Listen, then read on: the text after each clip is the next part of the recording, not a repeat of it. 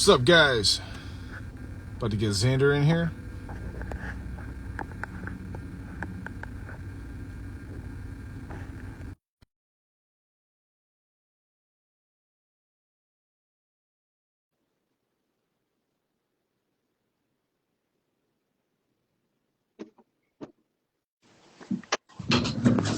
What's up, brother? Hey, what's up, Dave? How's it going, buddy? How are you? How's it going? Good. You in the Good, tackle man. shop? In the office, dude. This is where I do a lot of the writing, actually. Awesome, man. Yes, real quick, just gotta pay the bills real quick. All episodes are brought to you by Line Energy. Make sure you guys check them out, lineenergy.com. I'm running the UT 1300s in my boat. Can't kill them things. And then the Safari powering the boat when I'm off the water. Can't beat it, man. Make sure you guys check them out, lineenergy.com. And also ROKFORM.com. Check them out for your phone mount, for your bass boat, and your phone case solution. Use code DMiller25, save 25% off your order. Now, episode 22, Road All American. Got somebody, one half of website that I'm a huge fan of, Tackle Tour. Between you and Cal, I'm fans of both you guys, so I'm real excited about this one. Get to chat with you for a little while. How's it going? What you been up to? It's good, man. I appreciate you. Yeah, thanks for connecting, man. It's a pleasure to talk to you. Been busy, man. Been busy fishing, writing. Yeah, not enough time spent in the water, but excited about some of the new product that's coming out. It's been good, man. So just looking forward to talking tackle with you. Awesome, man. Yeah, man. It's pretty funny because there's like two brands that if it wasn't for you guys, I would probably never know of, or I wouldn't have been into them for as long as I have been, maybe.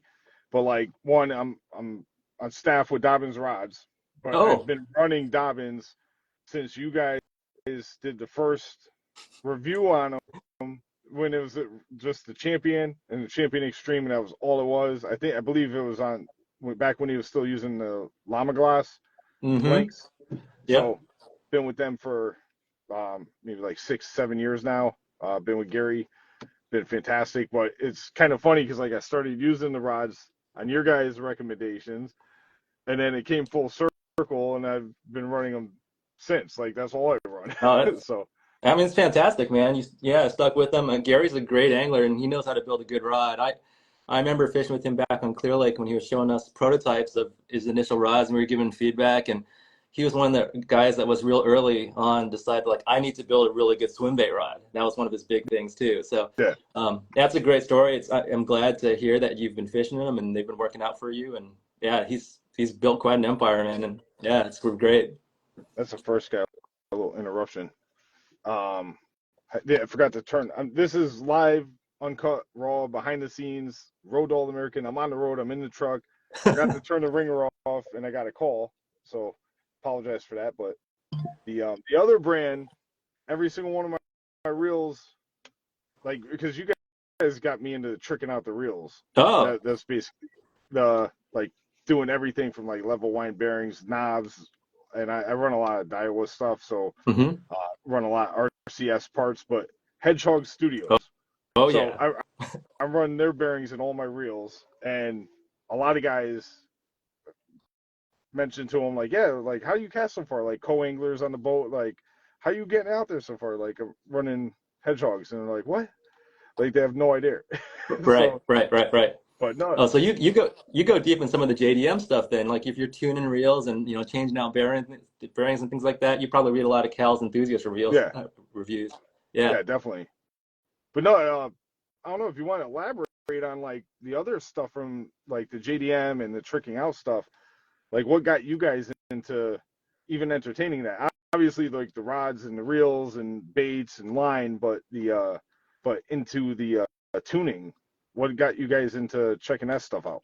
Yeah. I mean, you can go deep into any different type of tackle, and I think for us, there just wasn't a lot of information online about tricking out reels and tuning things, and part of it is yes, getting more performance out of the product, but another part of it is just to differentiate the reel, make it more fun to fish.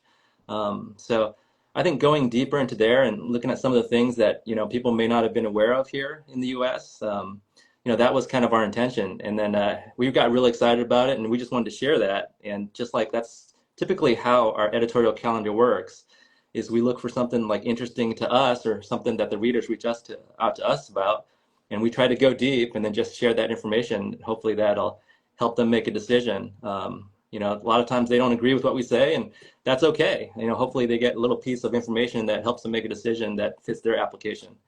Yeah, the one thing with maybe actually before I say anything, what's your favorite thing to do to reels? Like, what's your like go-to tuning? Is it, do you have something, or do you kind of like leave the reel stock, get a good feel for it, and then make a decision from there? Yeah, that's a good question. So, you know, typically when we review like reels, we'll leave them bone stock and we try to fish them for at least 3 to 6 months to get an experience of that. And then we take them apart again, take a look at how it performs. Working on a couple of new reels right now from like some of the newcomers like Bates and Trika, and just really want to understand how those reels perform out of the box to share that experience. But then, yeah, after that review goes live, or if we're doing something specifically to tuning, one of my favorite things to do is mod the reel for handles. Yeah, So you know, my favorite way to fish is, you know, throw swim baits. I'm a big swim bait angler, and just modifying that reel handle. And there's a couple different options. I think most people know DRT is a big one, and, you know, changing out knobs for ergonomics. But to get a little bit more leverage on the reel, and to change the ergonomics, improve the feel of it, there's actually bait manufacturers now that are actually creating baits that are specific to handles, so that you get that, you know, with that right ratio, you're getting the exact glide that they intended. So modifying reels just to get a little bit more leverage, especially swim bait reels, that's probably my favorite thing to do. gotcha. Yeah, so my thing would be probably the spool bearings Mm-hmm. right off the bat. Mm-hmm. And I like as a tournament angler that's into tricking out the reels, my big thing has always been consistency. Mm-hmm. So I want like all my reels to have 90 mil handles. Um, all of them, like the handle, the knobs have to be like I prefer the RCS, the cork knobs, the eye knobs. Yep. But the regular, the first gen Tula knobs, those are good too. Like, it depends on what I'm doing. Like, if all the rods on deck have pretty consistent, the only time I get like kind of inconsistent is when I run the HLC stuff. Yeah. So, because it's like they're wild if you don't control them. Mm-hmm. But but yeah, spool bearings, and then I like the consistency of the handles. That's cool that you pointed that out. What's like the go-to handle length for big baits, like what you're doing? 110 and above, like 110, 117 millimeter, like really kind of want a big long throw. I like that extra leverage, and you can kind of really get down on it. You also don't have to go as far, and then like once you get used to it, like you mentioned, you know, that consistency with the bearings, it's the same thing with handles. So when you're fishing a lot of swim baits with glides or even rats, or you're doing twitches, that you get that kind of reel bump that you're used to. And when you change the handle lengths out, then your reel bump kind of has to change with the gear ratio and with the handle. But if you kind of have the same type of setups, it's really consistent, and you kind of know exactly how that bait's going to perform based on, you know, your setup. So yeah, that's a very good point. Gotcha. Yeah, I actually I wanted to get a couple more cranking reels, and it's not like something that a lot of people release. I'm trying to close this. I have like all these comments here. It's not something a lot of companies release, is 5-to-1, Mm-hmm. or even like the old school, like the crazy cranker, the 4.9 to Yeah, 1. And yeah. like 2 years ago, Shimano with the Corrado K, they released the 5-to-1. I was like, instant, like, here's my money.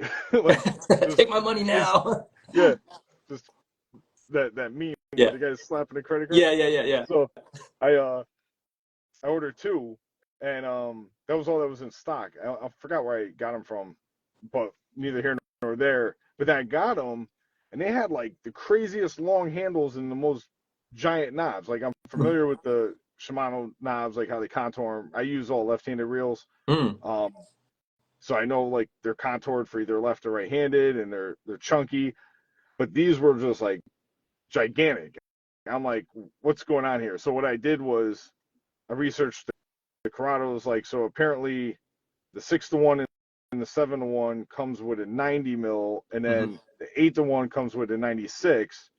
So I ordered for the 7-to-1 the replacement handles with knobs, so I'm like back to normal. Yeah. But that was but I'm like, why are they like? It was I don't remember, but you probably have it written down somewhere over there. But the handle was like crazy long and the knobs were massive. Yeah, they're getting longer and longer. I just that for that leverage. It's funny when you go back like 5, 10 years and you look at some of like those crazy cranking reels and you looked at kind of like a 70, 80 millimeter handle and that looked long at the time and now those look tiny. Yeah. It's just changed as people have people's fishing has changed and the way they pursue it. But yeah, I think the trend is to go longer handles now and kind of go bigger knobs. And I agree, like some of the knobs are kind of ridiculous, like off the shelf. I get that with the swim bait reel, but with a cranking rod, you don't need those giant knobs. And a lot of those things will add weight to the reel as well too, that are kind of unnecessary. But yeah, that's kind of the direction that's kind of going right now is bigger, more, especially for U.S. anglers. JDM's a little bit different. They kind of prioritize low weight and kind of compact portability. So it's a little bit different. The one thing that doesn't make sense to me though, with the mass-produced reels like the Tatulas and Zillions, those new knobs, they're like the mini eye knobs. They're like longer, but they're like those. Yeah. But the longer ones, Mm. they're like, so it feels like the knob is long, like too much longer than the post is. Mm-hmm. So you get like that flex. Like if you try frogging, and you're pulling in a 3-pound fish, but you got 25, 30 pounds of weeds wrapped around them. You're putting a lot of stress on it, and it just feels like sometimes real manufacturers, they like tend to, I don't know, overthink it maybe. Like they're like, oh, this is what everybody wants, so let's just blanket all these reels with this one knob so they can make a bunch of knobs for a whole bunch of different reels. But I think the happy medium, what do you think like the happy medium knob is? Like the go-to standard is like out of all the reels? I tend to like flat knobs. I do like kind of mid-range knobs in general. I do like kind of like the mid-sized knob on a bantam. And it's like you said, maybe some people feel like it's too big, but it's kind of a good happy medium. And like you mentioned, I think a lot of the reel manufacturers are trying to build a reel in terms of versatility. And being a tournament angler, like it's interesting that you mentioned like, oh, if the knob's too big, like you can torque it and actually feel some flex on it. That's absolutely true. But I think the average angler isn't as hard and tough as tackle as some of the tournament anglers are. So I think a lot of reel manufacturers are trying to build a reel that kind of appeals to a wider spectrum of anglers. But that's why I love talking to tournament guys, because you guys have a very unique perspective. You guys, put the tackle through the test for sure. That's for sure. Yeah. Captain Joe asks, do you feel larger knobs, longer handles, additional weight is a plus to punching and flipping, or gets in the way? No, I think there's an application for it, like having larger knobs. I know, like, I'm a fan of the Tatula 150. I have a couple of those. I use those specifically for punching. I believe it has a 105, 100 or 105 or something like that handle, but it has like kind of like the standard Daiwa knobs, the older ones that came on the Tatulas, and that extra leverage really helps when you're like trying to pull a lot of weight with a big rod. Then Brian Schmidt Bates said, I like the Hogtech handles, only use them for pitching reels though currently. Yeah, see that proves the point right there. Like, like a lot of guys, when you're flipping, power fishing, that's when the bigger handles come into play. But like in your world with like throwing a lot of big swim baits and glide baits and whatnot, you need that torque just to work the bait properly. Yeah. It's kind of optimized how you work the bait, but it's also, Brian and these guys, they brought up a really good point too. So, a lot of times people get obsessed with like low weight. Let's like have the lowest weight rod. Let's have the lowest weight reel. Depending on the setup, and they brought up a pitching and flipping. Those tend to be, bigger, heavier rods. They're weighted a certain way anyway. So if you have a reel and you put on some larger handles, a larger knob, and you're actually back weighting that whole setup, it will actually feel lighter and more balanced in your hand. The more balanced it feels in your hand, the easier it is to do that, pitching and flipping. The more sensitive it's going to feel. It's just going to be easier all around. And when we took apart some reels, for example, we looked at some of reels, like the Bantam's a good example. there are ways to make that reel lighter. And I even talked to Shimano. I'm like, why are you not making this lighter? I mean, if you look at a very simpler design, like a core solid design, like the Metanium, it's a different material, but there are ways to make the Bantam lighter. And they gave me back a really honest answer. They could make it lighter, but they don't want to. So a lot of the anglers are using it for power fishing. And they literally, a lot of the pro anglers said, like, please don't make it lighter because that's going to change the balance. They want this thing to be the toughest, most perfect balance for that kind of power technique. So, the way that some of these reels are designed is really designed specifically to address a technique. They could make it lighter, but it would probably take away from how that reel is going to be intended to be used. Gotcha. Yeah, that makes sense because like I remember even back in the day, and like how subtle of a difference weight makes at one end or the other on a rod. Like I remember a long time ago, like old school. I'm 41, so like back 20 years ago, plus 20 plus years ago, as a co-angler, I'd see some older guys. They would take like a quarter and tape it to the butt of the rod, or 2 quarters.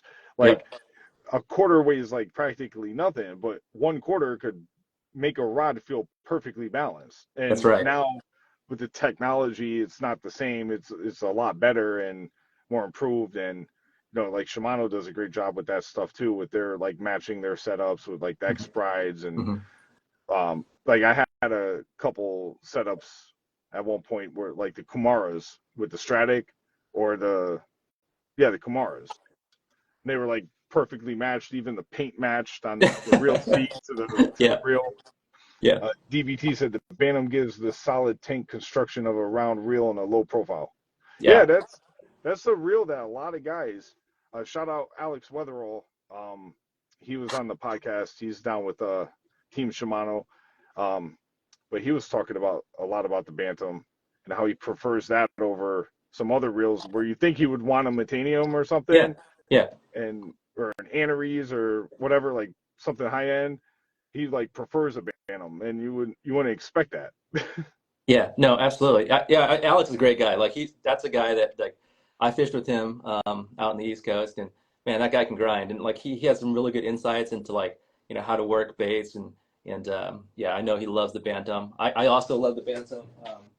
In fact, Bantam's a great option for swim baits as well too. You don't have to have a giant Antares MD reel. You can use a stock Bantam or even just put a longer handle on it if you just want that extra. You want to change that leverage a little bit too, or the ergonomics. So yeah, it is a great power reel. It's extremely powerful. It's not the best casting reel, but they've actually done some things with the latest version to improve that, based on the way that the level wind is designed, how far it is from the spool. But when you're bombing giant baits or power fishing, you don't really need that ultra finesse anyway. Yeah. So it's a great, like, this is such a good point, a tank of a reel. Yeah. The other cool thing with the Shimano, I believe it's the Metanium and the Bantam. It was something, I don't know if he brought it up to me on the podcast, but I'm pretty sure he's the one who mentioned it to me. The reels actually creates the experience of detecting a bite. You get more sensitivity out of the whole package because it is a one-piece frame too. I don't know too much about that, but I just vaguely remember him discussing that. That was pretty interesting too, like the way the tech is with having it as a one whole piece, no additional screws or anything, so you get the full vibration transmission, so to speak, to your hand when you're fishing. So it can actually help you actually detect more bites.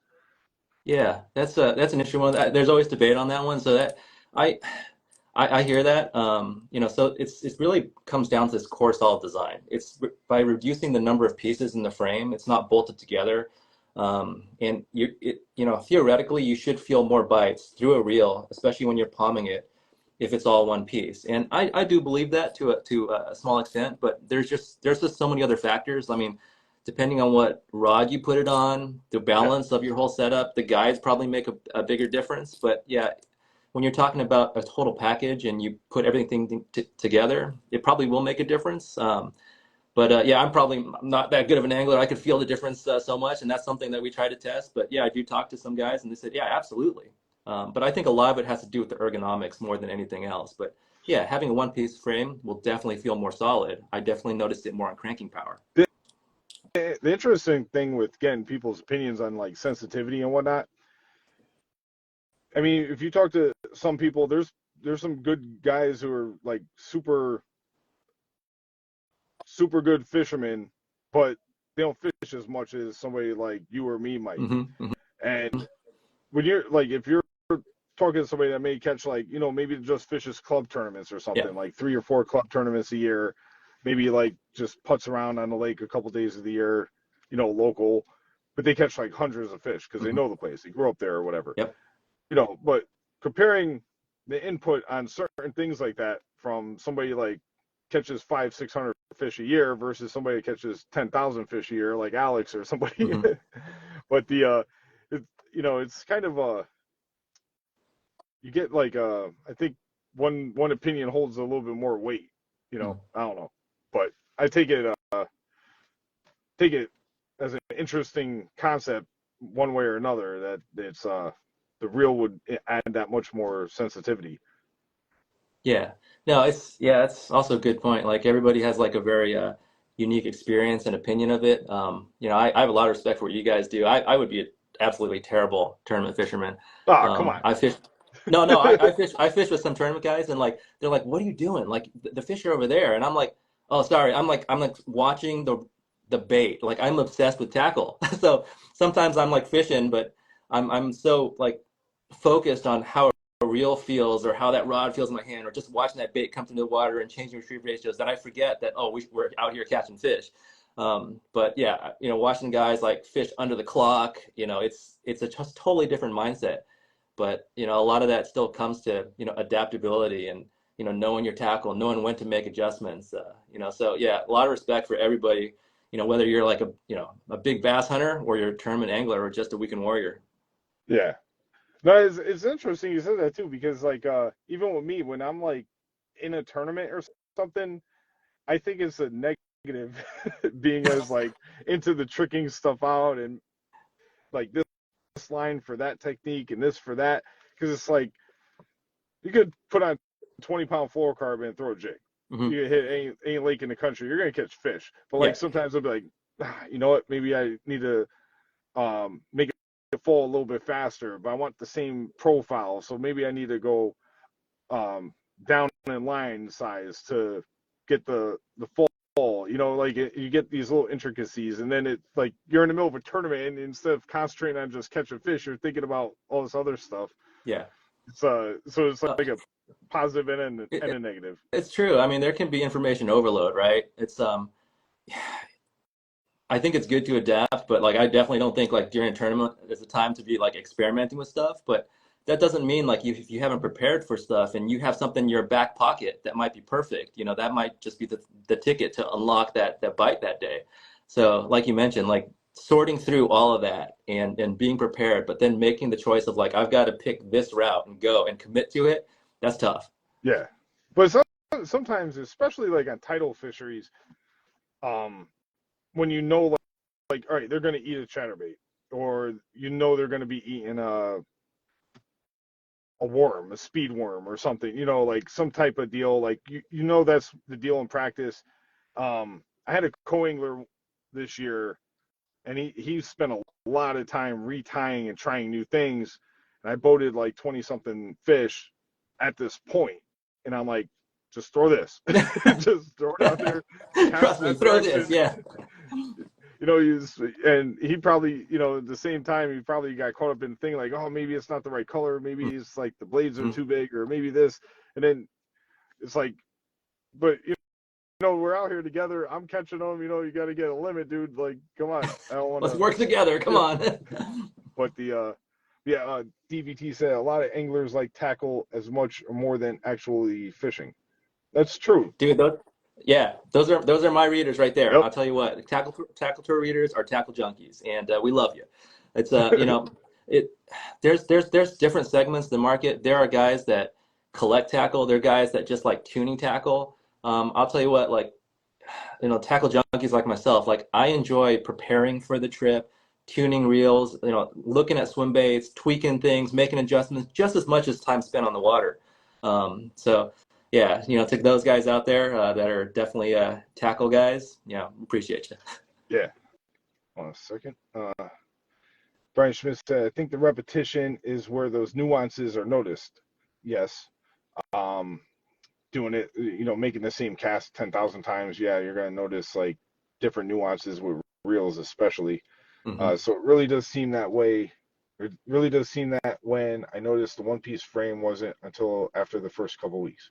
Yeah. Mm-hmm. So, yeah, it's just a repetition. You're pitching a jig underneath a pontoon boat. You do it thousands and thousands and thousands of times, and Yeah. you know exactly what the brakes need to be set on.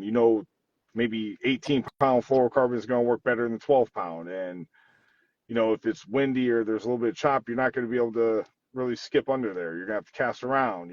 Like you got to pick up on those things, and you just develop the habit of Yeah. when you're out Yeah. there on the water.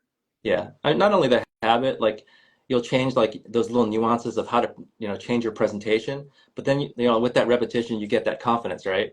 So you start believing in the bait and like, how to work it. And then with that confidence, you just get a lot more success, typically. Yeah. There's one thing that I don't recommend anymore is guys putting bearings, like good bearings, in their knobs, because I fish a lot of brackish water Hmm. and they get rusted up. Yeah. And it's like no matter like the quality, like how high end you go with the, what is it, 4x7 by 2.5, like you can't.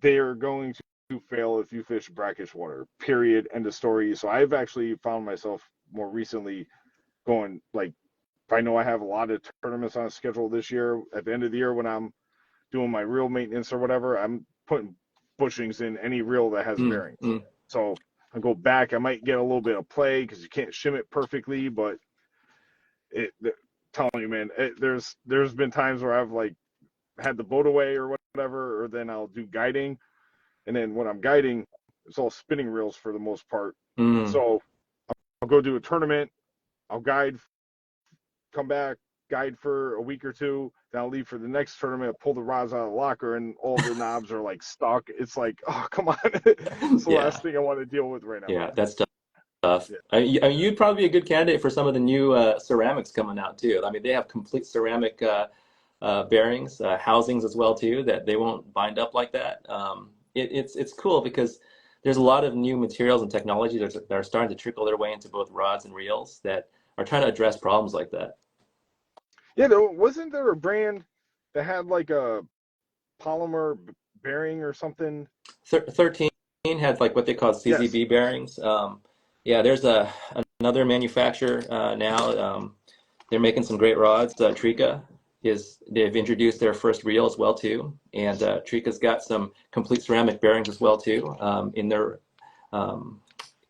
reels, and they're one of the companies that have really embraced new technologies. So not only are there ceramic bearings, there's also titanium drag in here as well too. That's going to be a little bit more durable over time, but also titanium level wind parts as well too. So this is a reel that should stick up well in brackish conditions or even some inshore conditions. So it's cool to see some manufacturers that are trying to build reels specifically to address problems like that, for guys that are fishing a lot of brackish water. That's cool. What brand is that again? That's Trika. Yeah, so this is their first reel. They've been making rods for quite a while, and this is their first reel. This is the T100. We actually have a preview that's already published, and this was their prototype version of the reel. Before that, it was launched. So I got to fish that prototype for a while, and they've actually made some final improvements. They've even changed the knobs based on ergonomics, like we were talking about.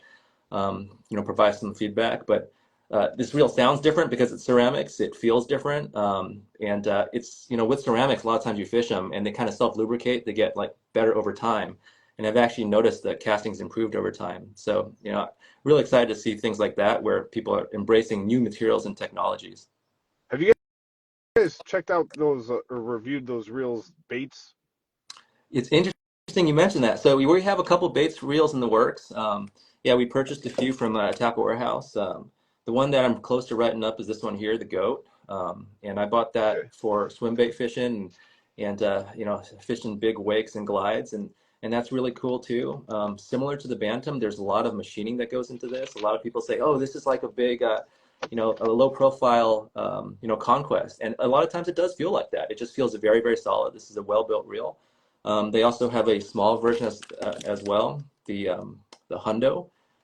So there's different options now, and yeah, it's I like seeing new manufacturers come to the table. I think that's good for everybody. That kind of people have options. It also helps drive down prices, and people are going to be more aggressive, introduce new technologies. So yeah, it's good to see a lot of these new manufacturers jumping in. It's hard to get into reels. It's a very tough market, especially with material costs and labor and things like that. But yeah, there's some new guys putting their foot in. Yeah, there's another reel that you guys posted about, and I had Jonathan Kelly on last year. Shout out Jonathan Kelly. He was the ARC reels, Mm-hmm. and Yeah. you guys like dissected those pretty good. I had him on, and he was discussing them, and at the time, he mentioned about like another reel that was coming out, their BFS variant, and Yep. that's already come out. Like this is a year ago he was on. But those reels look really cool, and I like how like they made them ergonomic, whether you're right hand or left hand, like just where your thumb sits and everything. Mm-hmm. Yeah, Yeah, that's there's a lot ARC. of Yeah, real. ARC is definitely a good option. They're very affordably priced for what you're getting to, and that's typically what ARC does. They bring a lot of rods that are really good balance in terms of performance and price. And the Gravity BFS reel, it's one of those reels where it just kind of proves you don't have to spend a ton of money to get a really good BFS reel. And they did a lot of things to the spool design, the cast control system that really optimizes it for casting light baits very easily in tight quarters. So yeah, that is a great reel to check out. ARC has definitely been raising the game and making things available at reasonable prices to anglers, which is cool. Yeah, that's real. I haven't had the chance to check out, and I've been so busy. One reel I did check out this year. I had to get some more combos for guiding. Mm-hmm. I've been taking out. I've been crazy booked with guiding this year. It's been wild ride. But I ended up picking up some Saharas. And Oh, okay. Yeah. I haven't fished the Sahara in probably 15, 20 years, and I can see all the trickle down technology. Yeah, they're a little heavy, but those things are tanks they're for the price point. It's like sub $100 reel, and this is going to spinning, but they're fantastic. Yeah. So there's a lot of tech now. Like somebody was saying, I read a comment, and they're like, basically a Stratic now is what a Stella was 10 years ago. I mean, a lot of those same technology are true. Yeah, nobody does it as good as Shimano in terms of like you mentioned, where they'll debut like a Halo reel, and that's what the Stella is. People go like, why would I pay so much for Stella? Because that's literally their Ferrari. It's got every single feature that what they've designed, to go out and like examples like racing. They put the latest technology in there, they test them. Do you need all that? Is it going to be like, is it going to help you catch more fish? It's going to be like, yes, more refined than like a twin power, but is it worth that much more? To most anglers, probably not, but if you want the best, yes. But then those technologies start trickling down over the next 2 or 3 seasons. And like you mentioned, some of those things like MGL, core solid design, those things are now making their way throughout the entire kind of lineup. And they're becoming much more reasonably priced. And like you said, some of those, value and mainstream reels, they fish pretty good. They fish as good as reels that were $250 and above just, 3 seasons ago. Yeah. Yeah, exactly. And the thing I like about these companies doing this, especially Shimano, is a lot of people, like, the economy sucks, and during COVID there was a lot of people that started fishing that never fished before. So if you could put out quality products that are going to last, Mm-hmm. and new anglers and like being introduced to the sport, they don't want to buy crap, Yeah. and they don't want to, if they're a brand new angler, they're not looking to buy $200 reels, $300 rods. Mm-hmm. They're looking at combos and stuff like that. But to have reels like the Saharas and the what's the other one, the SLX, they got having those price points, you can't go wrong. Yeah, SLX is a great way to get into there. There's MGL in there now too. Yeah, like you said, like if you have guys starting out in fishing, it's kind of tough for them actually to fish with that, really low end gear. They're not going to have a good experience. There's kind of a Exactly. baseline, value segment that they're going to have a good experience. It's not going to be impossible to cast a bait caster, and then they're going to want to go again. So, yeah, I think it's good to invest a little bit more, get to that kind of mainstream segment. Yeah. So I think some companies for a while were like, over like price the average consumer out, and Yeah. the way it's like is right now, there's so many good offerings to get people fishing, get the kids fishing, the high school level. I had a couple, I got a couple like rods I had built for my daughter. She's 3. Oh, Um, but I got custom rods for her, but they're, instead of doing like a Barbie pole or something, like one of those cheap Mickey Mouse combos from Bass Pro Shops, like I was like, I have a boat. She's gonna be catching 5-pounders yeah, on my boat. yeah, yeah. It's not like we're fishing from shore with night crawlers, but she's gonna be throwing some flatworms. So I had her 2 spinning rods. One's like a little bit heavier, but they're both built on ice fishing blanks. Oh, So, okay. So that's a blast. Dude, a 2-pounder on there is going to feel like a yeah, blast. it's gonna be awesome, man. I Yeah, can't wait to get her out there and actually use them now. But it's but little 50 size or 500 size reels, and it's something she can, 3 years old, she could cast. yeah, So it's but they're like, when I was looking around for something, I'm like, well, what do I get a kid? And people are like, go, just get a Zebco. I'm like, no, because we're not. I want her to learn how to use yeah, what she's going to be using. yeah. Because like even now, there's kids that are like the high school level. When I've did boat captain for tournaments and Mhm. whatnot. There's kids that are skipping Yeah, jigs like yeah. 30 yards up under pontoons and up under docks Hmm. and between the boat and the dock, and they're good. And it's like, because they started off with good equipment, Yeah, yeah, and you gotta, I don't know, but I think that's the next thing is like the youth anglers. There needs to be like a good quality product, whether it's caters to bass fishing or trout fishing or whatever. And I remember like there was another brand that when I got into fishing when I was a kid, there's 2 brands, Pinnacle and Silstar. mm, And like they're not around anymore, yeah, but Pinnacle tried coming back a couple, like maybe like 10 years yeah. ago, and then I don't know whatever happened, but I don't think I ended up trying the reels out because they only made right-handed or Hmm. something. Hmm. But those were brands that weren't like top of the line back then, but it's better than buying like some other brands that were like, the bargain bin, Yeah, and they got me into fishing, yeah, and here I am. So yeah, yeah. I do think there's going to be more manufacturers. Kistler's introducing some rods specifically for kids. But I mean, yeah, I think there's a lot of tackle now that is more accessible to that new generation. Another example of it, using technology is like some of the new DC reels. DC reels used to be all about like the most refinement, most adjustment, casting jigs out for like sea bass in Japan. But now, they with the IDC4 module, they've made DC. It's almost like DC for dummies. Like it's easier for people to cast without backlashes. You can even do like freeze pull without your thumb, and that allows people to have a good experience as well too. You can use they have centrifugal reel options or use DC, and that just helps anglers build up their confidence. Casting baits, and you can make adjustments and refinements over time depending on your skill level. So yeah, I think there is a lot more tackle becoming available for anglers of all skill levels and at different price ranges, which is cool to see. yeah, did you guys ever try that or demo that the limit breaker? Yeah, I have one. So that, yeah, one of my one.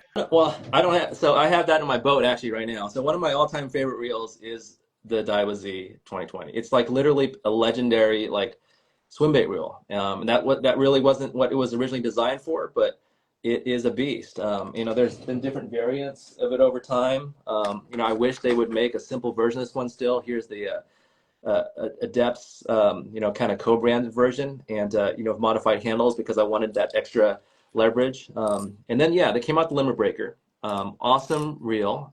It's got some very cool technology.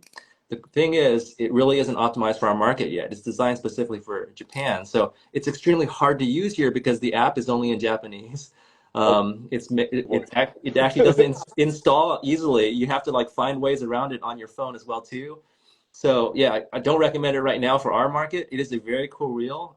When they finally do introduce the app in the US version, I think that'll be the time that you can actually fully unlock what that reel is capable of. But I do think there's some anglers that kind of wish that there was like a non-limit breaker version that wasn't fully digital, kind of more old school like this with that same type of build quality.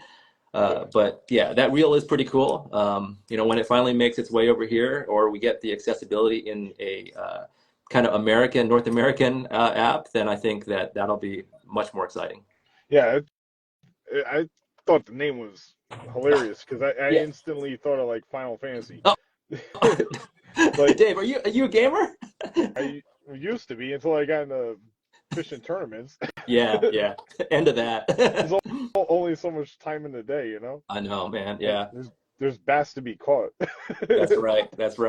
No, I was a big fan of Final Fantasy VII back in the day.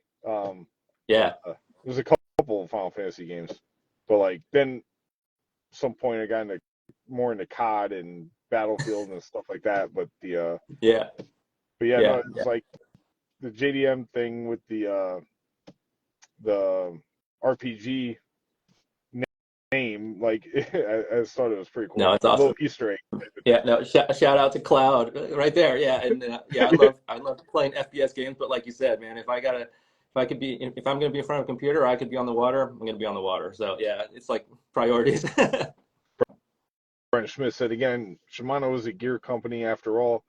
I have a hard time getting away from their reels. I have a few Tutulas I like a lot too. So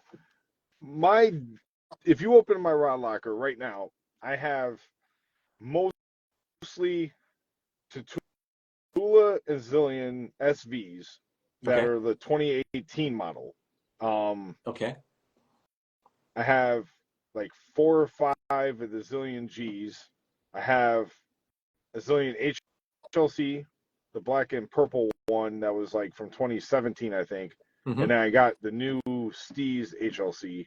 Mm-hmm. I have a Tatula Custom HD, which is a JDM model. Yep. That's on my swim bait rod. Again, long handle, 110 mil handle. And that's about it. Then on my other rod locker is all my spinning stuff. It's all Tatula 3000s, like keep it simple. Like down, and then I have I think the Saharas are in there right now for guiding, but I think that model, then when they did the Tatula 100, and then before they remade the Zillion, I think I like the older Tatula better. Not the original Tatula, it's like the next iteration, but the SV, like I have the 3 of the 8-to-1s on my frog rods. Mm-hmm. So I run 3 frog rods. I love that reel. It like palms perfect. You can cast a mile. You throw some Hedgehog ZR bearings in there. Yeah. You could cast a mile, and I rarely have problems with it. And it's just like every once in a while, like something breaks, like things happen, like the pawl for the worm gear or something. You got to replace parts. Especially, I mean, those are 20, but not for nothing. The amount of fishing I do between fun fishing, tournaments, guiding, taking friends out fishing, like thousands and thousands and thousands and thousands of casts, like tens of thousands of casts on these reels, and they're still feel like they're brand new. Like they're worn, they're beat up, they don't look pretty, but they perform, and I trust them. Like I'm going down right now to Kerr Lake for the regional championship. They're going to be on the deck, and I think that's a testament to the quality of some of these products now. Yeah. Where it's like 90s. I mean, yeah, I think everybody's like the gold standard of fishing reels is a Corrado E. But the E Corrado E is legendary. Yeah. Yeah, it's the GOAT. It's the KVD of reels. Like the bulletproof. Yeah. But but I think that there was like a time period where there was a lot of reels that just weren't like cutting it. But these reels, like for the amount of abuse I've given them Mm-hmm. to still perform flawlessly, like it's mind-boggling. Yeah, yeah. Yeah, I think the tolerances with reels have gotten better. That has a lot to do with it, but also like different coatings and the way that things have, that people are treating their gears. They just require less service than some of the other reels. And then also a lot of the reel companies have gotten way better on finding ways to, build channels into their reels or put gaskets in their reels or seal them better so that there's just less contaminants coming into that reel to begin with. Yeah. So, good to see some of that. Yeah, I think in general, reels require less service than they did before, but it depends where you fish, man. If you fish in really tough conditions, yeah, those reels are gonna take some abuse. Yeah. Let's get off reels for a minute. What's new for Tackle Tour? What you guys got going on for the winter coming up? Yeah, so right now is the kind of time where you're going to start seeing a lot of new reviews from the tackle that came out at ICAST. So we've had time to fish some of that stuff, so some of those are going to go live. We've got some new reels coming up. And then the two largest, I think, portions of our site that are growing it's interesting, are on opposite ends of the spectrum. So we've got swim baits that typically, like, that's a whole like subculture in itself, whole market that's growing, and we're looking at mass-produced swim baits, but also I love garage-built swim baits, the artistry and kind of how different those baits are, getting into like wood rats and things like that.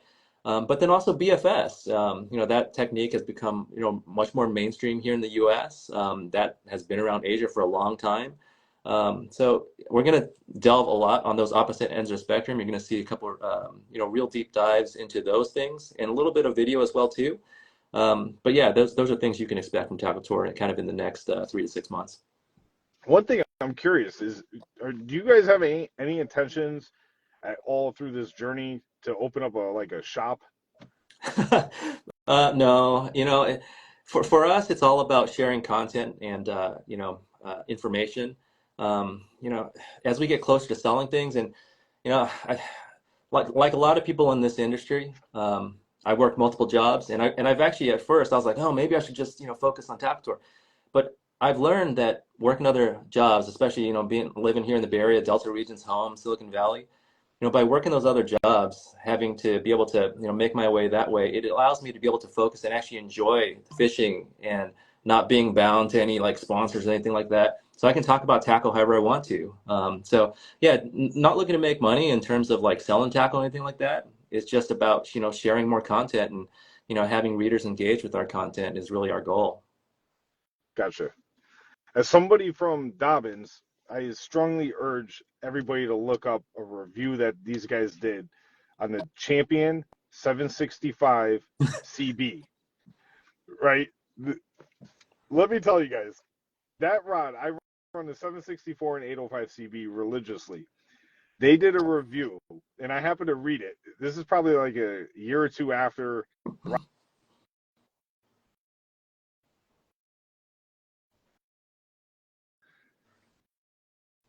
I went full Dobbins, like full send, all Dobbins. And I was like, you know what? Let me order one of these things. That rod, like their review was so spot on. If you fish that rod, if you own that rod and then read that review, you're gonna be like, wait a minute, I could do what? Because there's like some times where I was like, you know what, I'm gonna try something. I experimented, and that rod is super versatile, but I would have never thought to even own that rod Yeah. if it wasn't for that review. And I have 50 Dobbins rods, like that was like the last rod. I was like, yeah, I'll do 764. I'll use that for DT10s, DT6s, maybe some bandits, and then just in this 5XDs, but then the 805 is like 6XD and up. And I don't really like the 806, but I don't throw crankbaits that giant anymore. Mm-hmm. So I don't really, this is kind of like came out at a point in time in technology where I'm not like really throwing those as much, but I still throw an 805 CB in the fall. And, but that rod would have never thought that I could use it as like a multi-tool. Yeah. Yeah. If, anybody who runs Dobbins that runs a 734 Champion knows it's like a Swiss Army knife. That rod, the 765 CB, is a Swiss Army knife, not only Super for versatile. treble hook baits, but for single hook baits as well. Yeah. And so urge everybody to hit Tackle Tour and check that review out, because that was a stellar review. It was so spot on. I appreciate that, brother. It's, it's the two comments that I get when I go out and someone walks up to me. It's like, and I really appreciate it. It's like, oh, I read this review and it's, it helped me make a decision. I fished it. I loved it. And the second comment I get is, dude, my wife hates you, dude, because I bought so much stuff reading Tackle Tour, man. And like, yeah, thanks a lot. Yeah. No, I know one thing you guys do get like some flack on is the line reviews. Mm-hmm. And everybody's like, oh, well, it's not being used in this situation. I got another experience too. A couple of years ago, I don't know if I should say this. A couple of years ago, I was like put on to Cortland, and I ran Cortland for a couple of years. Mm-hmm. But the year that I was put on to Cortland, I was like, I can't make up my mind on what braid I like. Because like there's too much drag in the water, like at St. Lawrence River, if you're drifting, and there's too much drag, then your line bows too much. And then there's other instances where that same line, it performed great drifting, but you can't use it around docks because it's not abrasion resistant enough, yada, yada. So I went through your website and I looked at a ton of different reviews on lines. I think I messaged you too. And I was like, what'd you do did you guys ever do something on this line? You like, here's the review. Yeah. But there was a line, it was a spider wire stealth.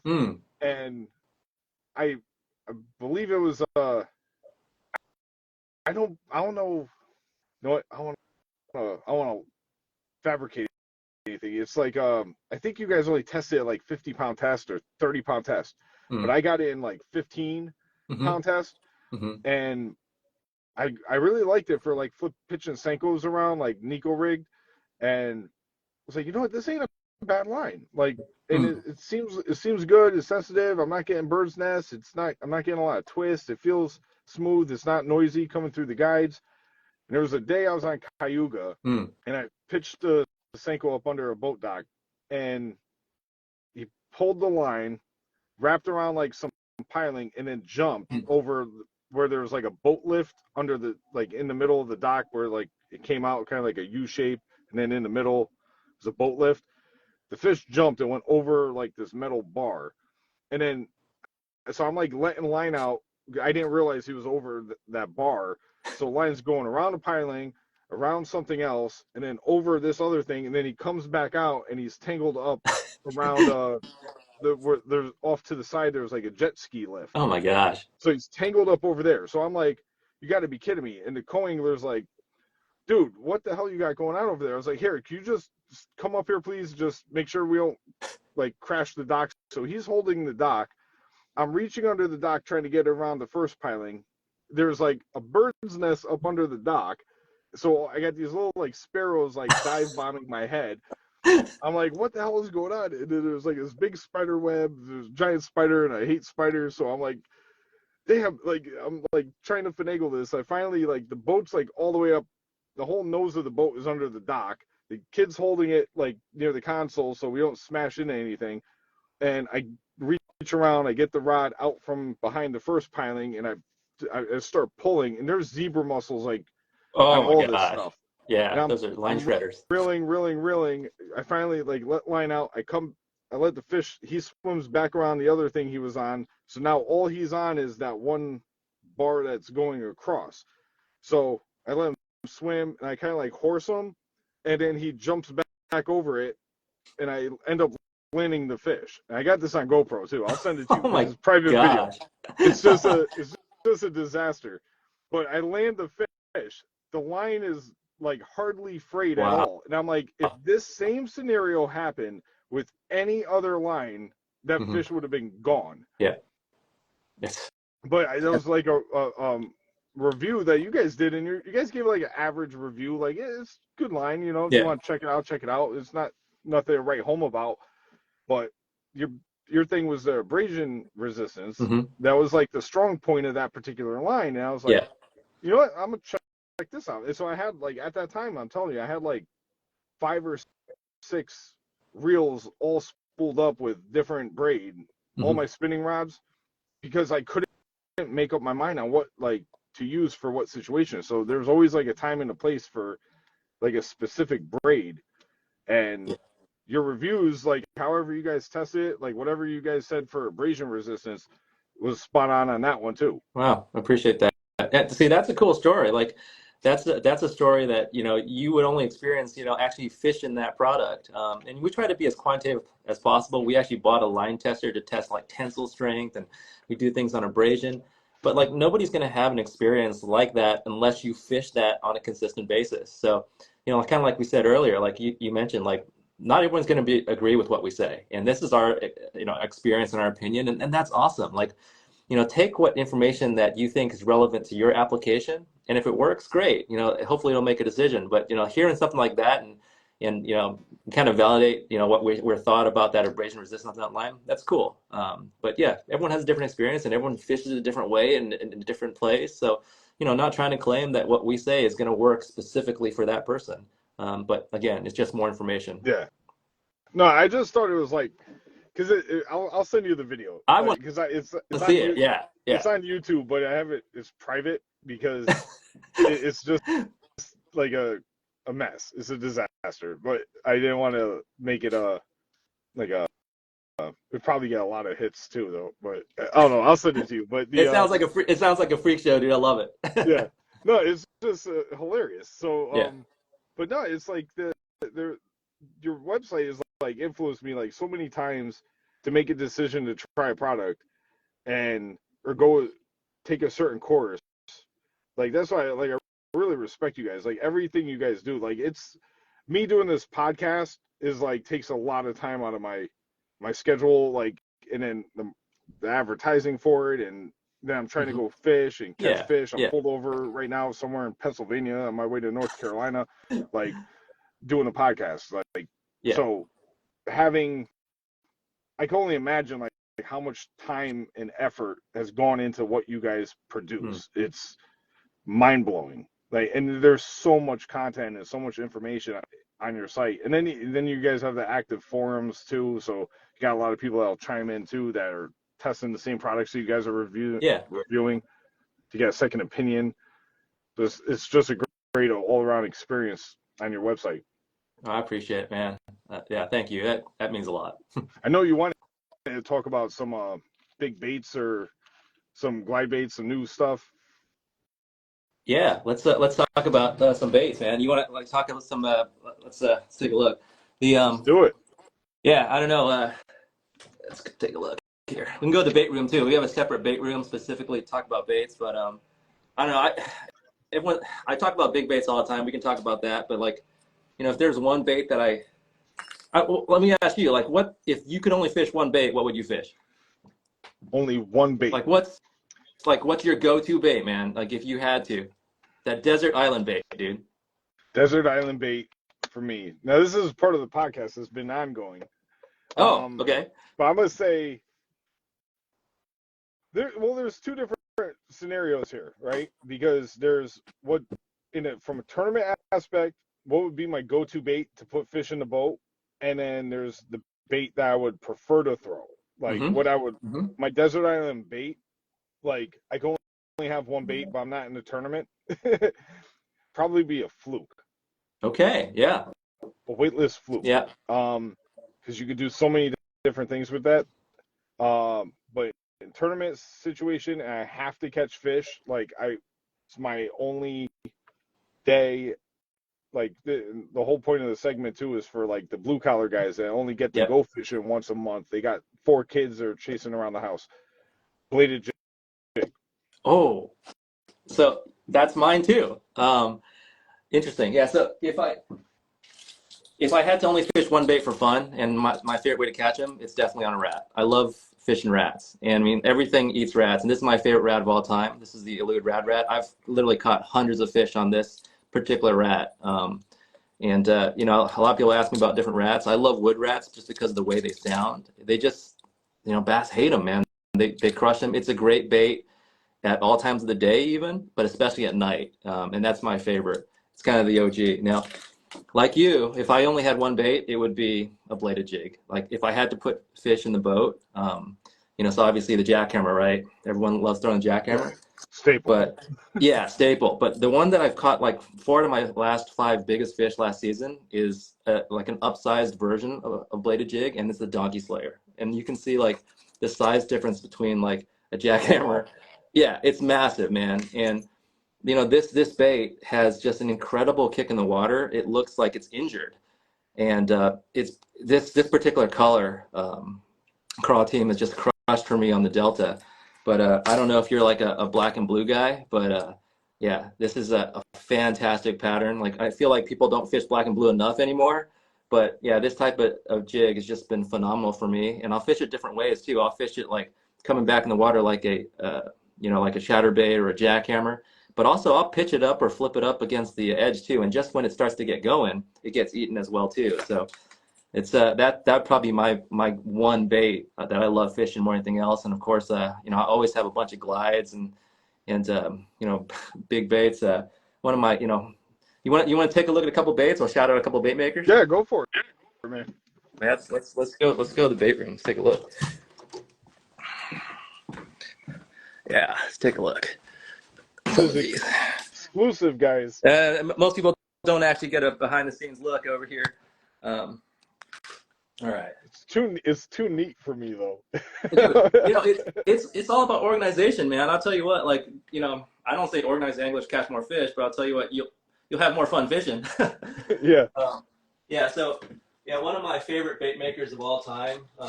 And if you had to like get into like garage built baits, it's definitely UFO. Have you heard of UFO? No. Okay, so UFO, they make some fantastic swim baits. And this is kind of the bait that he's famous for. This is the mothership, and it displaces a ton of water. It is a giant, big, like fish bait. But he's coming out with some brand new glides, and this just hit the market this season. This is called the Space Invader.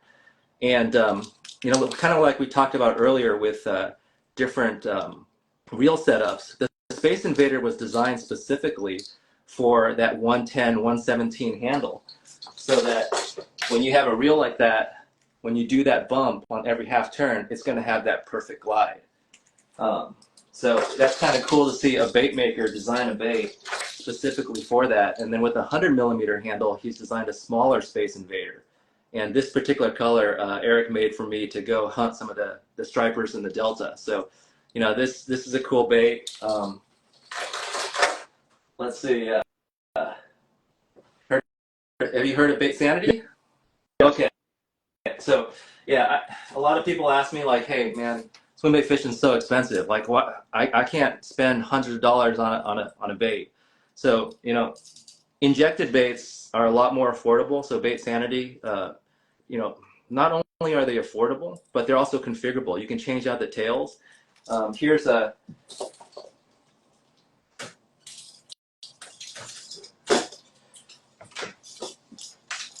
an example of a different tail that really changes the action. And then here's like a tail that just went from prototype to mass production.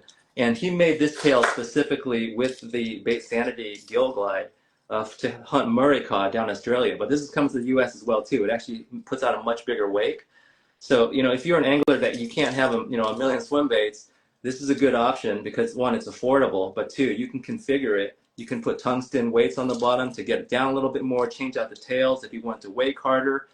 You know, there's different things that you can do to it. So that kind of like adaptability is really cool. And he's always come out with new stuff, and it's all part of a new system. This is his new Hulk. It's a giant bait. Same thing. You can change out the tail. You can change out the lip even, make it awake and get down. So kind of that adaptability is really key to some of these baits, and they're affordable. But yeah, I mean, we can talk about any of these baits out here. There's some really good ones. I love the artistry behind these baits. Guys are like, you know, designing great blanks or painting different things. Patterns make a difference. Yeah, this is my favorite way to fish. There's a bait. I don't know if you maybe you have it there. I don't have it in front of me, but you put me onto it. I had like 3 of them in Connecticut. They're one of our lakes. My home lakes is Lake Lilonona, and they stock it with muskie. So it's 2 muskie out there with 2 of these in them, because I lost them. But I have 1 left, and you can't get them anymore. It's a G2 shell cracker. Oh, yeah. OG. Yeah. I actually have one in my boat. I don't have one right here. But you can see these are all different gills up here. Yeah, and the shell cracker, the original shell crackers were wood too. So, that different material makes a difference as well too. Then there's injected shell crackers. Um, I think the yeah, kind of, one I have left is the molded one. yeah, kind of to your point. Um, Yeah, shell crackers are awesome. Like when you look at different bait materials, people ask like, does resin, does injection, does plastic, does wood make a difference? Absolutely yes. It makes a different sound in the water. Not only does it change the float rate, but also that sound's going to be very different. And that shell cracker is a fantastic bait because it kind of combined that kind of waking action, but also with that really hard knock. So I'm sure you fished that and had a lot of success probably at low light. They would crush it because they could hear it. It had a really strong like fish draw to it as well too. So yeah, some of those shell crackers, like if you still got them, those are great baits. Black Dog So makes some good ones. so Connecticut, wait, Connecticut's not real bass fishing. I don't know how else to explain it. Like Candlewood is like the most pressured lake probably in the country. Yeah, They're like now you got to scope them in 70 feet of water to even like compete, and it's ridiculous. Throwing like ice fishing stuff in the middle of yeah. summer, and it's super tough. So let's just take Candlewood out of the equation. Little Nona is controlled by the electric company, the flow rate. Mm. So they only really turn on when they're drawing water. So it's not like a bait you could like any of the wake baits or any of those type of things. Like I won a tournament at Little Nona with 5 pounds. So Wow. it's like when it gets tough, it gets tough. But I went to a lake in Maine called Cabasacante. I Hmm. went there for a couple of small club tournaments and just fun fishing. Me and my cousin went actually last year on Labor Day weekend. We went up there just to fun fish, and he wanted to check the lake out. So we picked Maine as like a destination, go check out a new lake. For him, I've already been there, so I kind of guided him around. And that bait actually, like when you go into the Northeast, it works. But like my home lakes, they don't. You got to do like finesse stuff. Hmm. Is unfortunate. Like I've tried throwing what is it, the MS Slammer. I've tried throwing things like that, Yeah, and you just can't get bit on them. And yeah. and could be the operator, but but Operator error. No, yeah, no. It's a good point. It's you have some fantastic fisheries over there, and I had the chance to fish Champlain earlier this year, and it's like you said. I brought some of my swim baits with me, and I got bit on some of them, but for the most part, we caught most of our fish scoping real deep. We're fishing like really small, paddle tail type swim baits. yeah, So yeah, every fishery is going to be different, and I think there is something to be said for like you can catch a bass on a big bait anywhere. I believe that if you yeah. throw it long enough, but that's the point where we're kind of force feeding, right? It's you should try to target fish like how they're going to eat. But yeah, we caught most of our fish scoping, going deep, real finessey. I love that too. I kind of love fishing on both opposite ends of the spectrum. Go big or go real small. Yeah. There's a buddy of mine put me onto the clashes, the tiny clash. Oof. So those Yeah. things, I've yet to get bit on them. And then the fisheries, like the tournaments that I'm like fishing, I'm already dialed in on something, so it's like doesn't apply. But those baits are really cool too. Yeah, they're cool baits. So yeah, there's the K9. So this is the OG, and here's a couple of tips on this one. And I think you got to kind of adapt. So they come with this tail that you can change the kind of the action of the bait. Here's the TK, the one that you mentioned, the Tiny Clash. This is one of my this is one of my favorite things to do. So you can take the lip out and actually get some really darting action. Fatty's is saying that right now. But also one thing I like to do is I actually like to put the V-tail on this. So modifying the bait with the V-tail, you can get this really strong darting action, and you can fish it faster. You can even fish it on a straight retrieve, and you can put it even tail down, tail up. But yeah, with this particular tail and this setup, you can pull out the lip. That's typically how I get them. And that's one of those things where you just kind of have to fish this bait, get used to it. The line makes a difference too. If you wanted to get down, you got to fish with fluorocarbon. So just making those adjustments. But yeah, definitely, I think with all swim baits, it's all about putting in the time and really unlocking how to present that bait best for you based on your setups and how the fish are going to react to it. Put in that time and they're going to crush. But yeah, I think your buddy's right. Like if I had to only fish like one JDM, like production bait, it would probably be the TK. I mean, the TK is a proven, fish catcher. Yeah, and it's not something too big that like these northeast fisheries. For me, anyways, it's small baits is the deal. Like I bet more money has been won in the northeast on a hair jig, little tiny Yep. black hair jig, Yep. 1/8 ounce, 3/16 ounce than any other bait. Yep. And even look at stuff like the drop shot, like flat nose minnow, flatworm, small profile, jackall, crosstail shad, Mm-hmm. dream shots. They're tiny baits and they catch big fish. So when you're people, you don't want to reinvent the wheel, and then tournament fishing, kind of throws a curveball because it's like you want to fish to win. Yeah. So you want to catch fish, like, Yeah. and it Yeah. takes the enjoyment out of just going to fish. So for those baits, it's like when it's like I'm going out fun fishing, that's the only rod I'm bringing. Mm-hmm. Like that's the Yeah. only thing that's coming out of the locker, anyways. But something like the Tiny Clash, it's small enough profile where you are going to be able to catch those more finicky fish that want the smaller baits versus going with something gigantic, like a giant, what are those, the Huddlestons or something, like when you get into the soft body swim baits. Even like I won a ton of money locally on 3.3 and 2.8 inch Kitex. Mm-hmm. It is what it is with the territory. But then when you go down south too, though, I know guys that throw the bigger swim baits, like baits bigger than the shellcracker on the Potomac. Yeah. They catch them. Yeah. Yeah. It's, one of the things that I think a lot of anglers have to get used to is, just because it's a giant bait doesn't mean a small fish won't hit it. I've had some of the smallest fish. Like I'm thinking, like, what are you thinking? Like, why are you even trying to eat this? There's no way. You would definitely choke trying to swallow this bait. But as we all know, bass don't always strike a bait because they're hungry, because they want to eat it. They're territorial. They're pissed off. They think it's like an easy, opportunistic kill. So a lot of times when you throw that bait, swim baits are great search baits. Obviously, they're great kicker baits, but they also catch fish of all sizes. All sizes. Yeah. Bent baits is on right now. So, I've thrown bent baits and I've caught some fish of all sizes on too. That's definitely like what I would consider a kicker bait. But again, it's a great search bait. Fish will show themselves because they're curious looking at that bait. So there's just different reasons to throw a big bait, but you kind of don't have to be in the mindset of like, I'm just gunning for that one big fish all the time. There's different ways to use the big bait. Locally, there was a couple when I was still trying to like qualify for state teams and whatnot with Bass Nation. Candlewood, one of the tricks that I was doing, and I don't really fish Candlewood outside guiding, so I don't really care anymore. I'll let the cat out of the bag, but just an all white mag draft, the full size mag draft as a search bait for practice. Yep. Never comes out of the locker in the tournament. Yeah. But when I had a tournament on Candlewood, I'd throw that mag draft around just like I was throwing a spinnerbait or something.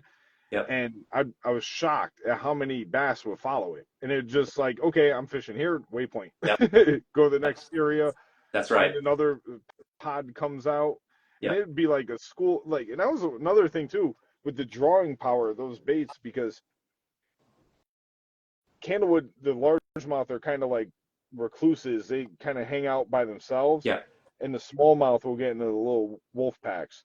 And it's not uncommon you catch a fish on a smallmouth, and I mean you catch a smallmouth and there's like other smallmouth trying to get the bait out of its mouth.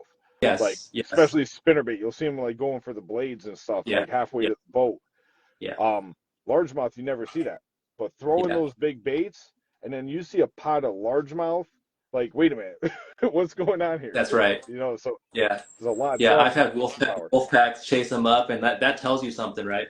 We just don't have smallmouth fisheries like you guys have out east. I love it, man. Yeah, the smallmouth are just so aggressive. Like you said, I've had multiple times where I've had a smallie on one hook, and another one literally comes and bumps it and tries to rip it out of its mouth. Suddenly, I got two fish hooked on one bait. It's happened to me 3 times. They're so aggressive, and they're competitive. Yeah, they're definitely fighting over bait. Yeah, that's another thing too. Is like even like little subtle changes I've seen. Like I've caught like on Champlain, I catch a fish on a speed crawl or something, and on the way to the boat, like it'd be like tough fishing the area, and then all of a sudden I randomly crack one, and then I get them to the boat and they cough up a bunch of alewives or something else or smelt, some type of bait fish. And it's like, okay, they're eating big bait. Yes. Let me switch Yes. it up, throw something else. Yep. Get a 5.3-inch Kitech, start dragging that around. Yep. And then the numbers start climbing, you know, and because that's what they're honed in on, you know. And but Yep. throwing some of these big swim baits. The one problem I think we have up here too is I feel like there's more deeper fishing than there is in other parts of the country. Yeah. Yeah. West Coast is typically a lot more shallow water fishing. You have deeper fisheries out there as well too. Yeah, that is true. But some of the best smallmouth fishing is, I mean, those guys will definitely hit swim baits as well too. Yeah, I would say rats. I don't catch as many smallies on rats as we do on the West Coast. Yeah, that is a little bit different. I'll tell you what though, Champlain's the only fishery I've ever caught a smallmouth on a frog. On a frog? Yeah. Yeah. Yeah. They're aggressive. They are. Yeah. Yeah. Have you ever fished Oneida?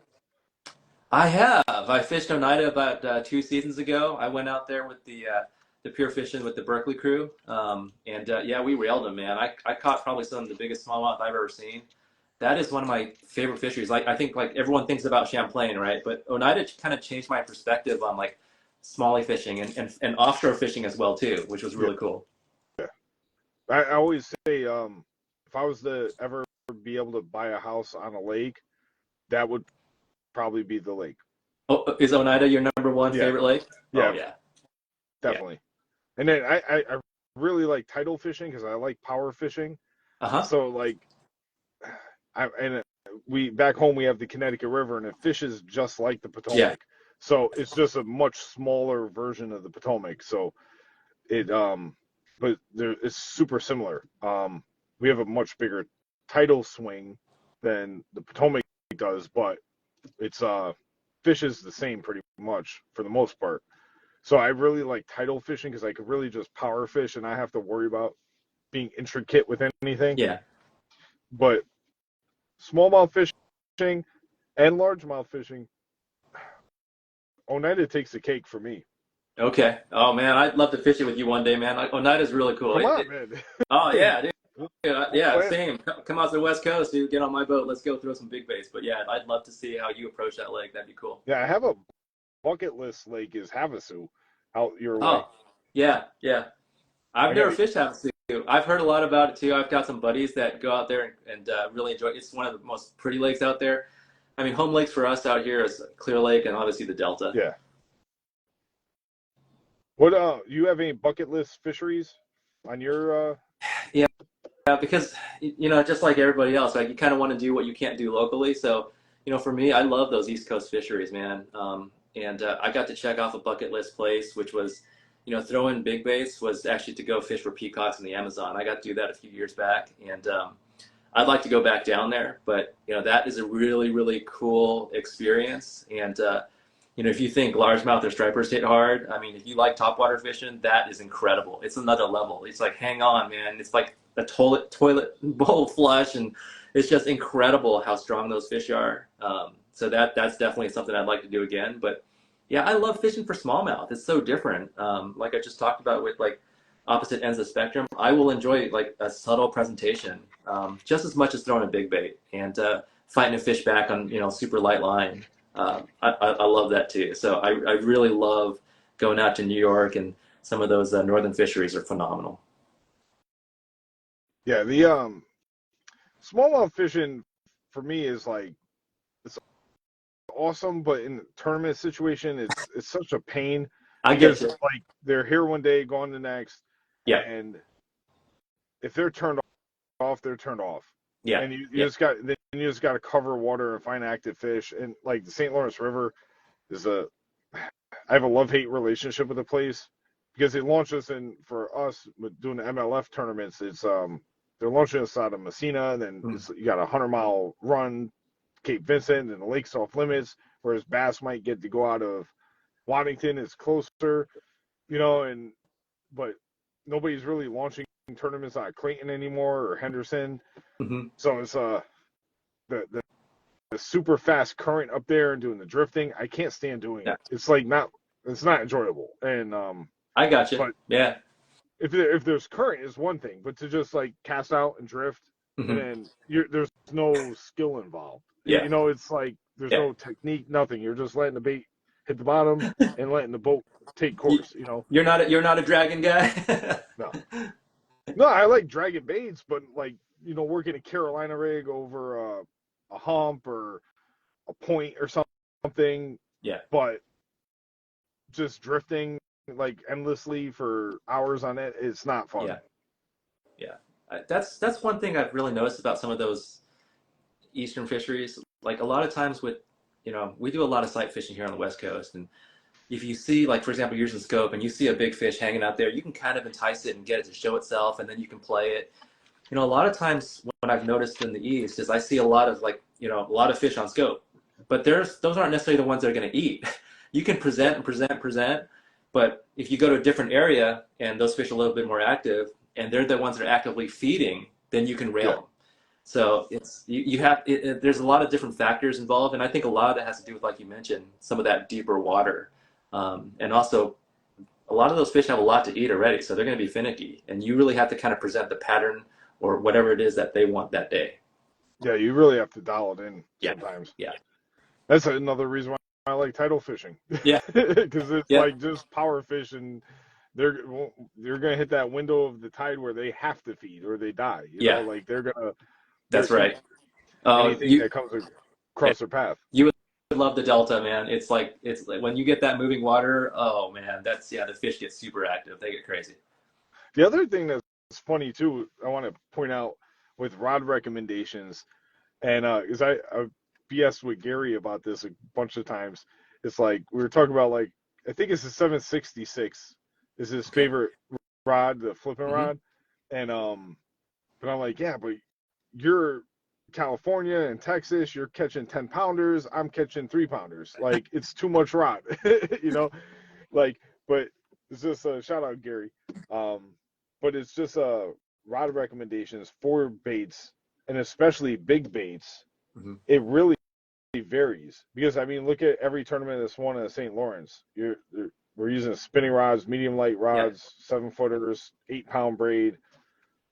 Almost every tournament that's won there is one on, drop shotting essentially, or some type of Demiki type of presentation. Hmm. But what applies for the Northeast never really applies for the rest of the country.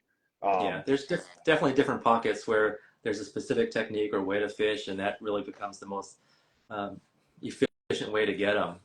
And like you mentioned too, with like swim bait rods or other rods, like everyone always thinks like, oh, I got to have like a big giant rod, a broomstick. Well, that's not a fun way to cast them, right? You could do that. It's going to wear out your shoulder and your arm real quick. So there is overkill. I would say, get a swim bait rod that you can still feel, that you enjoy casting. It's not always about casting as far as you can.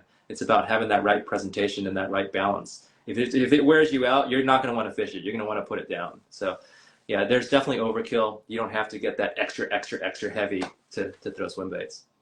with swim baits, with like the glide baits and the wake baits, what I kind of like made a point in my head was kind of like wherever I would throw a walking bait or a Mm-hmm. buzz bait, that's where I would apply Mm-hmm. a swim bait Mm-hmm. to, from like a tournament perspective. Like, okay, I got to put fish in the boat kind of thing. Like my best opportunity is like down alongside a dock or down alongside a pontoon, or even down at James River around like the knees on the cypress trees or something, like around these like specific areas where you're not just making long casts, like you're trying to be not precise, but like fish an area and then pick it apart, but pick it apart with that bait instead of a traditional bait, like, and using those big swim baits, like I was saying with the mag draft, like as a tool to get them to expose themselves. Like I'm not looking for bites. I'm just looking,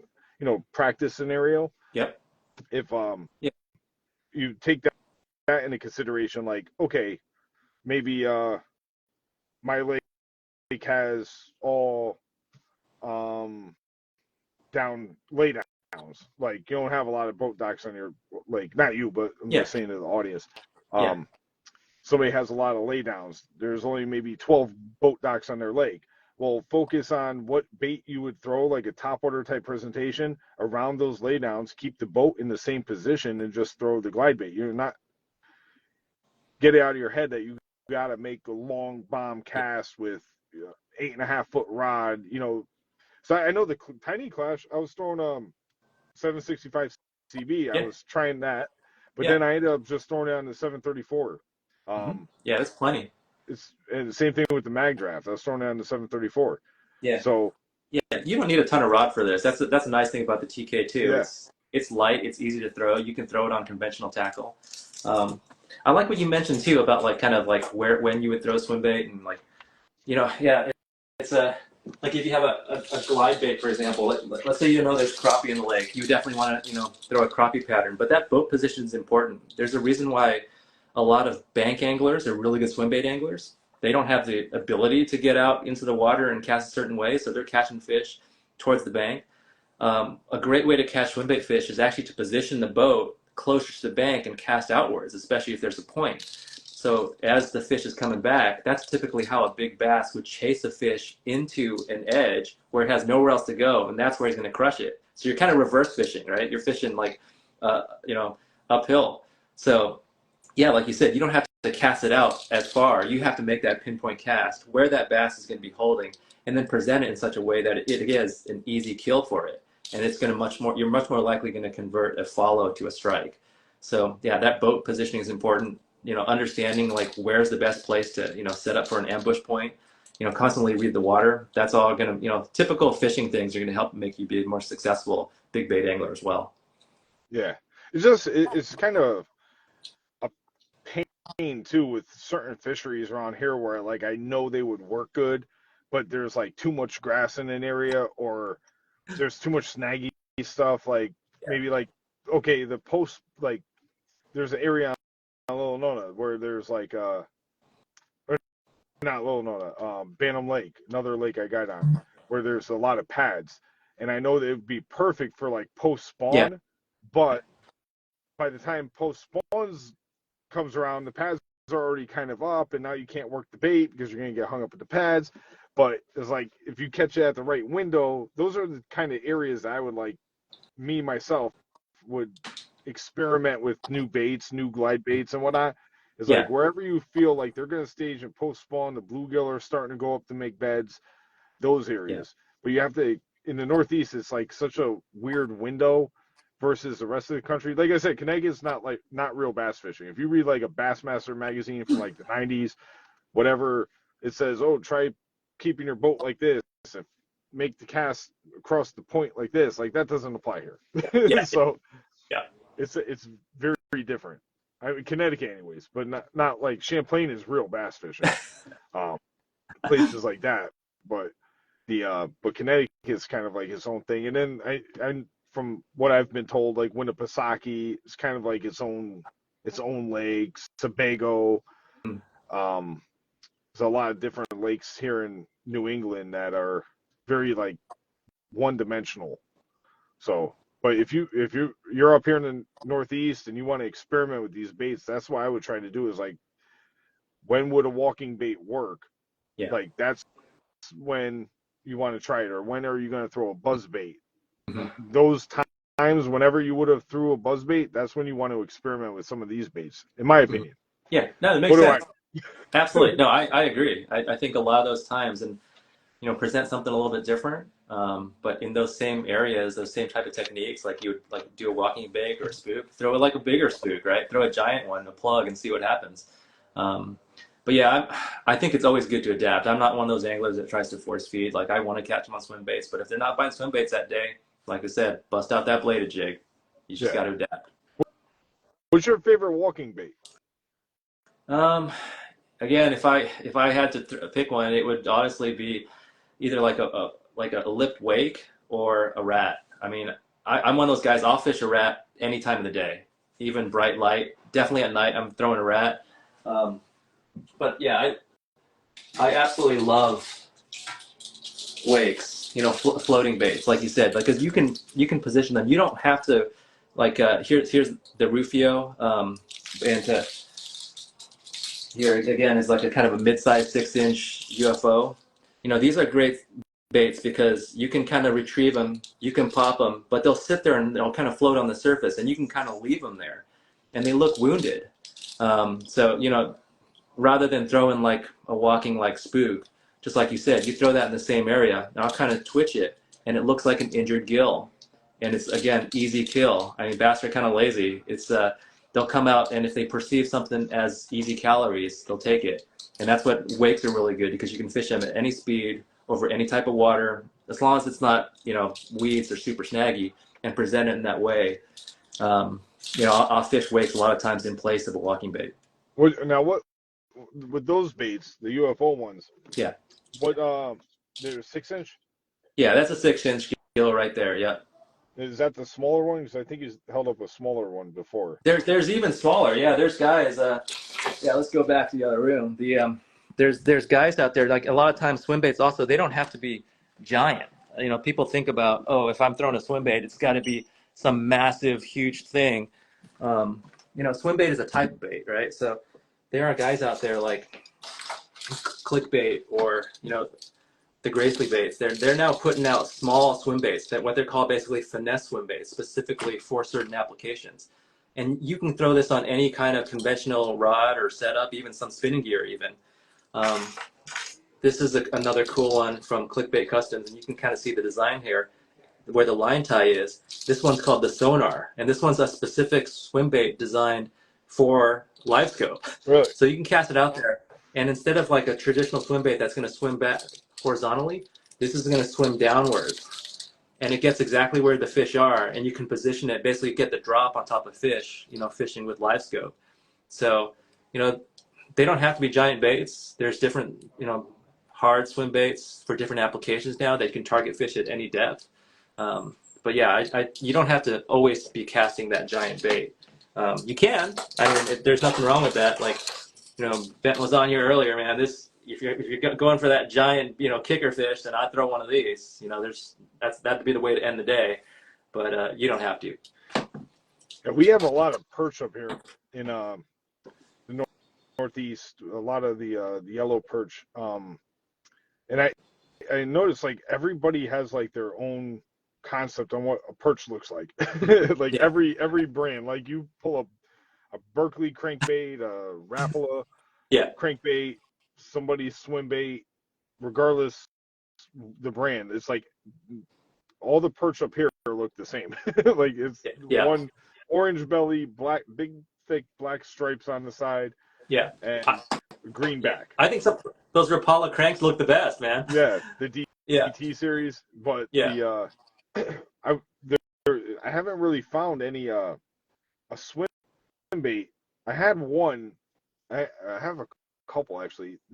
One of the ones, I don't know too much about the swim bait, but there was like Savage gear. Yeah, I got a couple of theirs just based off the look of the bait. I haven't caught anything on it.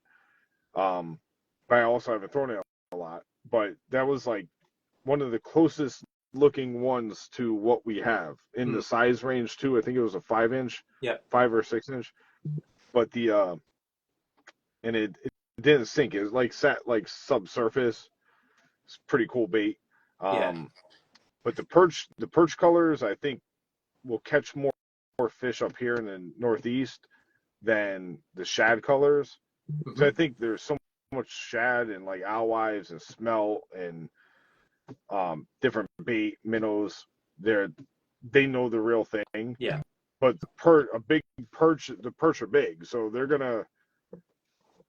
it's gonna be a little bit harder for them to differentiate. I think, be like, oh, that's not real. That is, you know, I don't want to give them too much credit, but the perch is definitely one where like, yeah, that realistic pattern definitely works. I actually caught my first like decent sized perch at Oneida, and it ate a flatworm.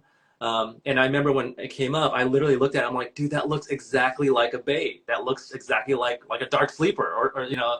And it was one of those things where, like, because I don't fish a lot of perch patterns that being out here in the West, but you know, then I kind of keyed on that and I started throwing those baits out on those colors, and they started eating it.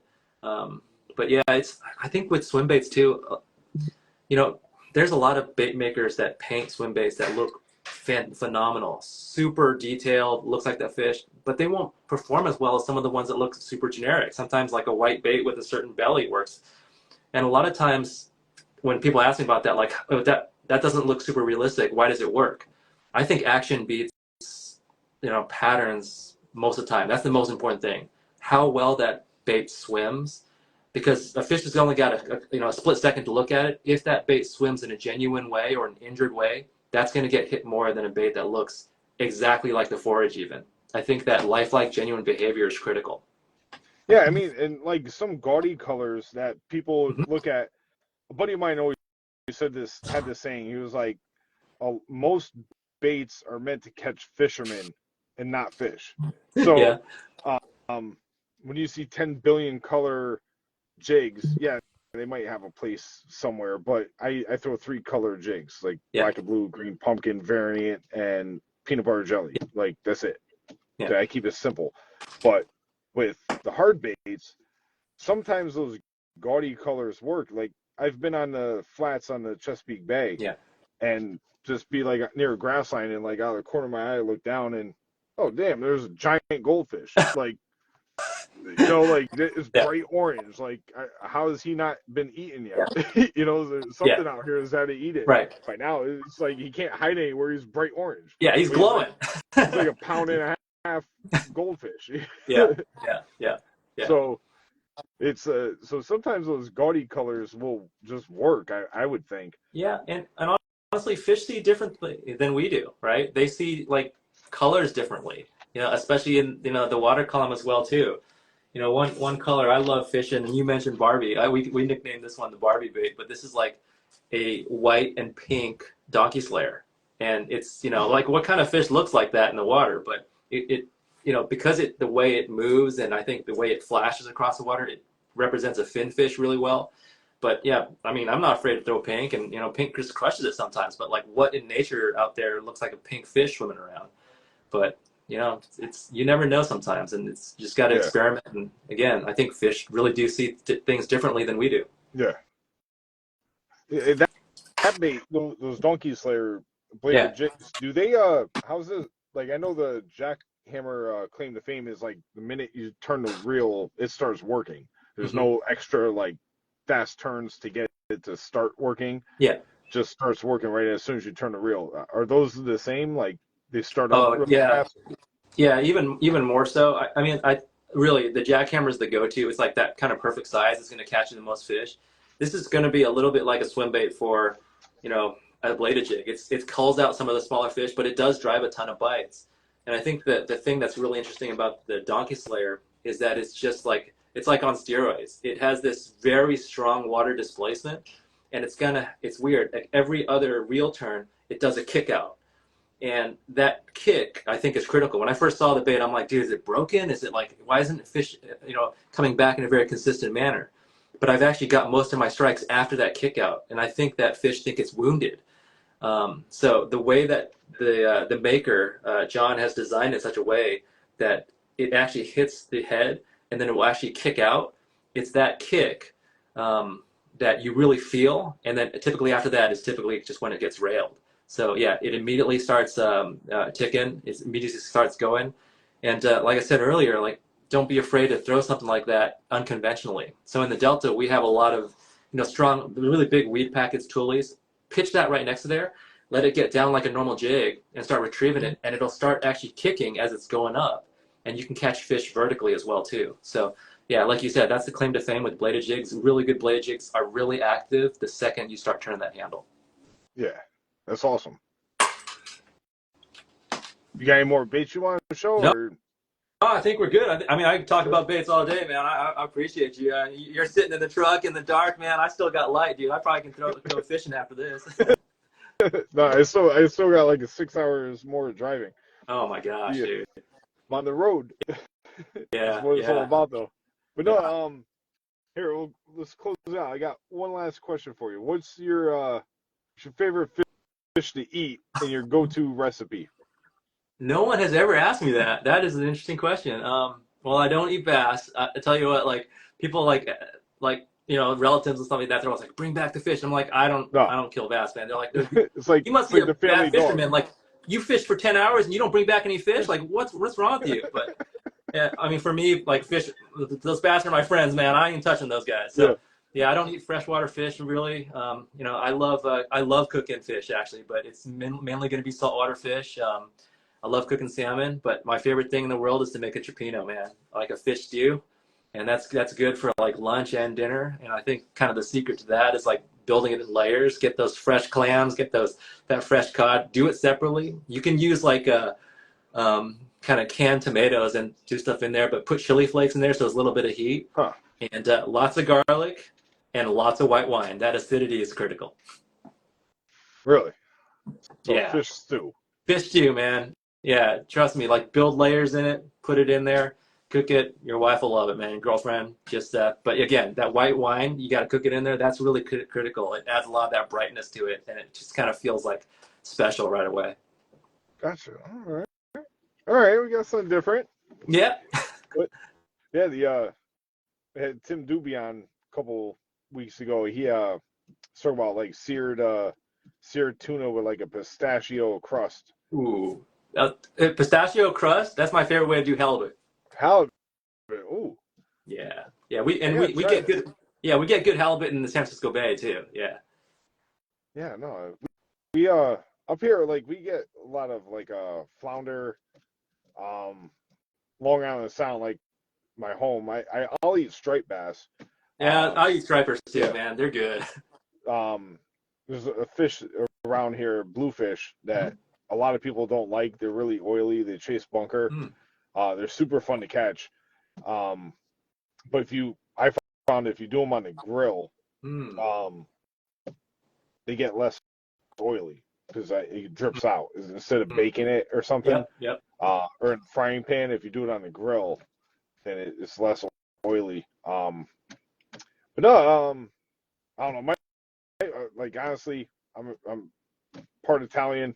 My favorite like seafood dish is probably like zuppa de pesce, where it's got like the clams, scallops, shrimp, calamar, over linguine or something. I love pasta. So, but I'm getting hungry, man.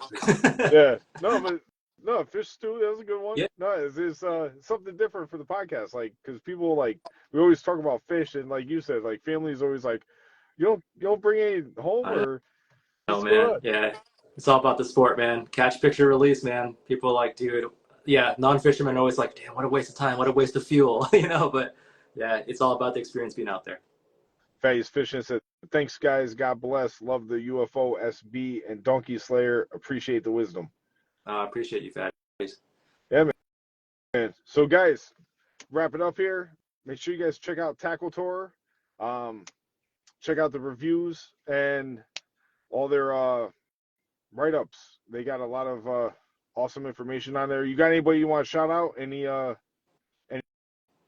sponsors or anything? Or I mean, we don't really have sponsors. Like guys can do banner ads. We have kind of total separation between the advertising side of the business and like the review side of the business. Yeah, I mean, I love those bait makers, man. Check out Elude, check out UFO, check out Donkey Slayer, check out that Bait Sanity for those kind of great products at good prices. And I think the last thing is like just go out and enjoy fishing, man, and just keep trying different things. I think just like swim bait fishing, it's like get outside your comfort zone a little bit. Throw for a little bit and just keep making adjustments and just go have fun, man. So I appreciate you, Dave. I really enjoyed talking to you. Talking tackle, we could talk forever, but yeah. Get back on the road, man, and drive safe and good luck out there. Yeah, man. Thank you, bro. I'll talk to you. I'll be in touch. Sounds good, brother. All right, man. Have a good one. Thanks. Take care, bud. Later.